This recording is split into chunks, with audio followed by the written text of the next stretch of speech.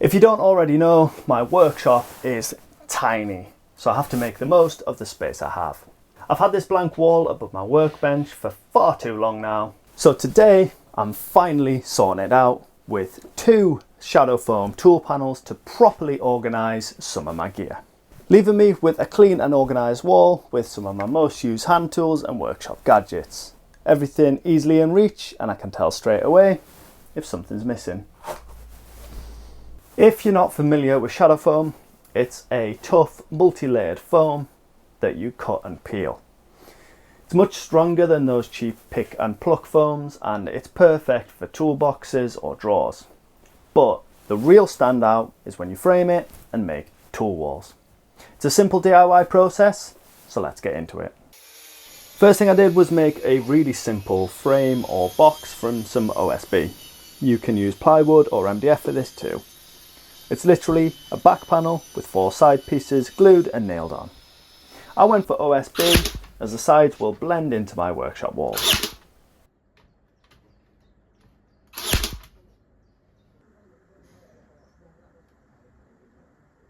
With the boxes built, I mounted them onto my wall with screws, and I used the Hupar laser level to get them perfectly level with each other.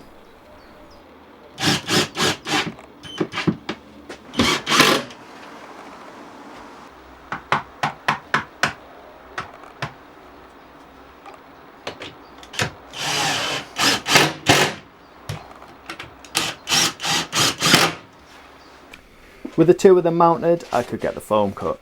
I'm using 2 of the value pack sheets for this build in the 30mm thickness. The first step is to lay out all of the tools you'll be mounting onto the foam to decide on a layout. Sometimes this is quick and easy, and sometimes it takes a little while to fit everything in. When you're done, just take a reference photo to work from. When it comes to cutting, you really need a proper blade to do this. I'm using the cutting kit from Shadow Foam, and it includes a scalpel set which is razor sharp, and it goes through the foam nice and easily. This way you can use the knife to almost draw around the items rather than having to saw your way through. You basically want to cut all the way around the tool and then go around that cut, making it a deeper cut depending on what you're fitting.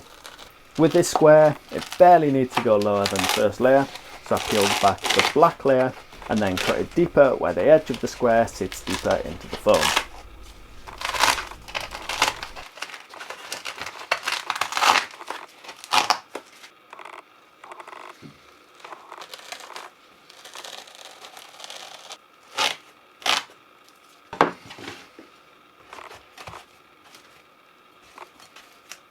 Then with this level you can see me cutting deeper to peel back more foam. This is actually a really simple process, and the more you do, the better you get. So each tool gets better with a tighter fit and cleaner cuts.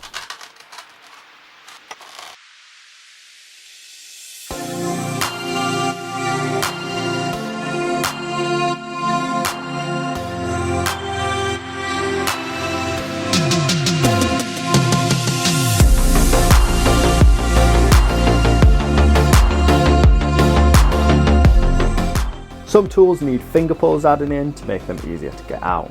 You can do these however you want, but most commonly people either add semicircular finger holes or straight lines.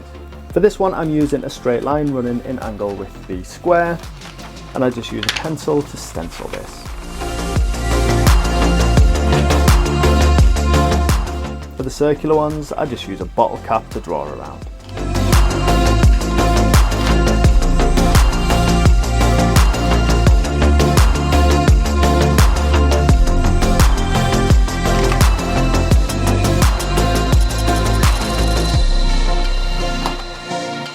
For the second panel, I'm adding more uniform tools like spanners and screwdrivers, so I measure up and mark these out using tape to keep the spacing even and make sure everything's square.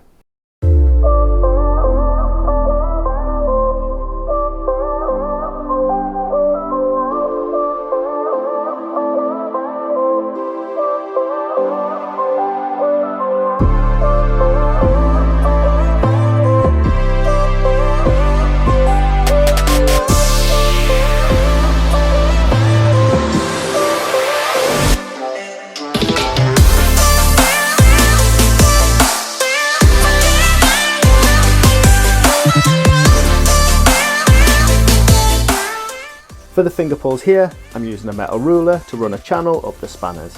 I only did this for the smaller sizes as the larger ones are easily removed. I did the same for the screwdrivers and the pliers in this panel.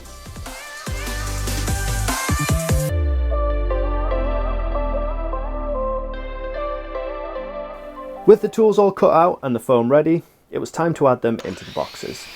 To secure them in and make the whole box look a little bit nicer, I'm using some pine angle I got from B&Q, which are cut at mitered angles and then nailed to the frame. This holds the foam in and hides the cut edge of the OSB, giving it a much more finished look.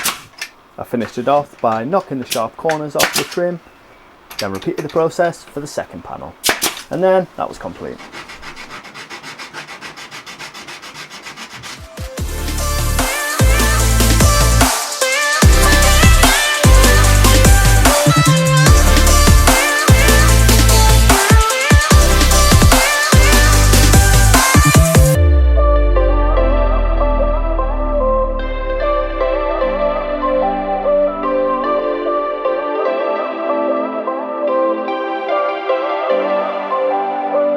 So that's the first of my new hand tool walls built with these two panels.